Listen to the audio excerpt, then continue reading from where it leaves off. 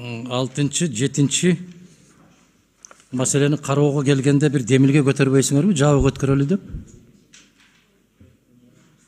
Андай пик. Я. Жокпу ошондой? Ачык өтөбү бүгүнкү жыйын? Мен ошону тактап алайын дедим. Рахмат. Бул жерде сиз суроо берген боюнча Адакан Мисанбаевич, албетте баардыгыбыз эле маалыматты ачык айкын жеткизгенге аракет кылабыз. Анан кийин албетте ол депутаттардын кандай сунушу бар, аны мен айта албайм, бирок мен негизи каршы эмесмин ачык өткөнгө. Мен ошону сурап атам да, сизден бир депутаттардан кокустан бир сунуш түшүп кетпейби? Мен эми башка депутаттар үчүн жооп бере албайм, Адакан Мисанбаевич, мен өзүм үчүн жооп бере алам.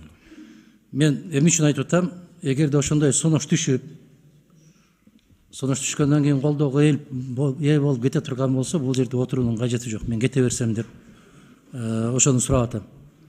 Анан аябай моундай болуп талкуулап келип, анан ичинде сыр бар экен деп, ана кечээ Өзбек парламенти муну ат тезегин кургатпастан ратификация кылышты. Себеби аларга бул өтө маанилүү, өтө керек.